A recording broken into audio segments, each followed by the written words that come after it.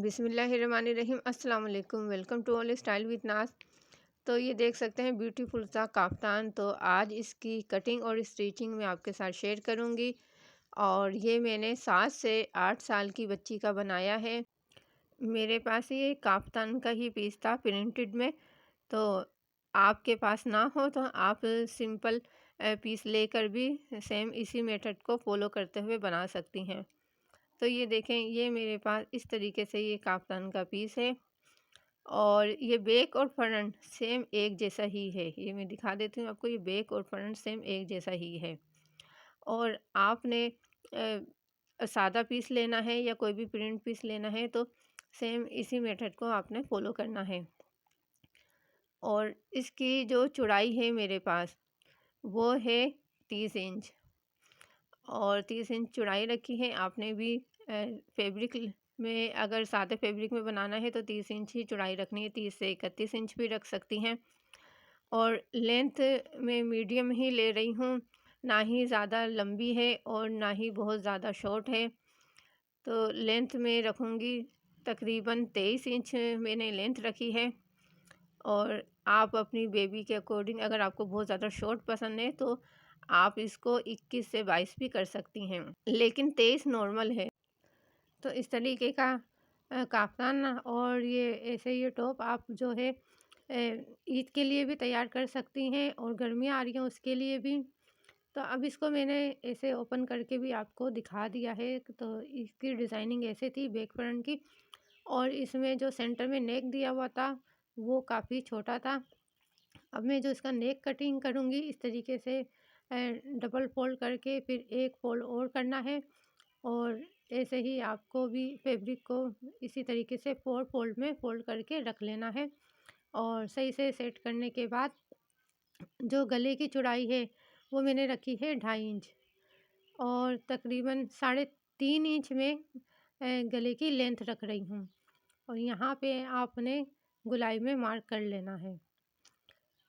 अच्छा, ये फ्रंट के नेक की मार्किंग की है। बैक के लिए मैंने 2 इंच लेंथ रख के और चौड़ाई वही रखी है और फिर मार्क कर लिया है। अब सबसे पहले मैंने बैक का नेक कट किया है और फिर आपने इस तरीके से इसको ओपन कर लेना है। अब मज़ीद हमने फ्रंट के नेक को कट करना है। तो इस तरीके से आपने फोल्ड कर लेना है। और जो फ्रंट का नेक हमने ज़्यादा मार्क किया था उसको भी सही से आपने ऐसे कट कर लेना है। अब इसे ओपन करके भी दिखा रही हूँ। तो ये हमारा सेंटर है और ये फ्रंट है और ये बैक है। अब ये फ्रंट वाले हिस्से को हमने इस तरीके से स्टिच करना है जैसे इसमें वी शेप बनी हुई है। और ये तकरीबन मेरे पास 2 इंच है। तो आपने भी इतना ही रख लेना है। अब ये सिंपल ये एक छोटा सा पीस रख के सीधी तरफ और उल्टी तरफ ऐसे ही वी शेप में सिलाई कर लेनी है। तो ये देखें, मैंने सिलाई कर ली है और सेंटर में कट लगा लिया है। और इस पट्टी को उल्टी तरफ फोल्ड कर दिया है। फोल्ड करके और ऐसे एक और फोल्ड करके आपने स्टिच कर लेना है। तो ये कट हमने तैयार कर लिया है। अभी मेरे पास बिल्कुल आड़ी पट्टी है जो कि हमने पूरे गले में लगानी है। तो 1 इंच की आपने आड़ी पट्टी कट कर लेनी है और ऐसे सीधी तरफ रखते हुए स्टिच कर लेना है। फिर इसको मज़ीद कट लगा लेना है ताकि अंदर फोल्ड करते हुए कोई मुश्किल ना हो। और इस तरीके से आपने फोल्ड करके और इस पट्टी को भी स्टिच कर लेना है। तो ये हमने गले की पट्टी भी तैयार कर ली है। अब हमने ऐसे इसके चारों तरफ बारीक हेम कर लेनी है। तो बहुत ज़्यादा चौड़ी हेम नहीं करनी है, बारीक हेम करनी है। फिर आपने ऐसे इसको उल्टा करके सही से सेट करके बिछा लेना है। इलास्टिक के लिए निशान लगाना है। उसके लिए आपने शोल्डर के पास से जो लेंथ रखनी है कमर की 11 इंच, जितनी भी आपकी बेबी की कमर होगी। अब ये गले का बिल्कुल सेंटर है और यहाँ से मैं ले रही हूँ 7.5 इंच। और ये दूसरी तरफ भी आपने ही ऐसे सेंटर में रखते हुए 7.5 इंच और ऊपर की तरफ से 11 इंच कमर पे मार्क कर लेना है। और फिर यहाँ से सीधी लाइन आपने ड्रॉ कर लेनी है। यानी कि ये 15 इंच की हमने ये लाइनिंग ड्रॉ की है। और ये बैक वाला पार्ट है तो बैक वाले पार्ट के ऊपर भी आपने सेम उसी मेथड को फॉलो करते हुए आपने मार्किंग कर लेनी है। तो ये दोनों तरफ हमने बैक फ्रंट में इलास्टिक की मार्किंग कर ली है। अब हमने इलास्टिक लगानी है, तो इलास्टिक ली है मैंने 10 इंच। अगर आपकी बेबी थोड़ी ज़्यादा हेल्दी है तो आप 1 इंच और मज़ीद बढ़ा सकती हैं। अब यहाँ जो हमने मार्किंग की थी उसके ऊपर ये इलास्टिक रखते हुए किनारे को आपने कोने को अच्छे से पक्का करना है। फिर बिल्कुल पूरा दूसरे कोने तक पहले आपने इलास्टिक को खींच लेना है और फिर इसके एक कोने के ऊपर स्टिच करनी है और फिर यहीं से घुमाते हुए इलास्टिक के दूसरे कोने के ऊपर भी स्टिच कर लेनी है। तो ये दोनों साइड में आपने इलास्टिक लगा लेनी है और ये डोरी मैंने तैयार कर ली थी और ये जो गले की हमने पट्टी लगाई थी उसके अंदर डोरी को डालते हुए यहाँ से किनारे से आपने स्टिच कर लेना है।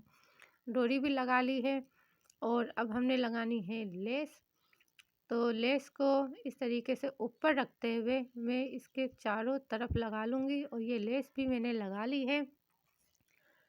तो ये देखें, ये ऊपर से मैंने लेस लगाई है।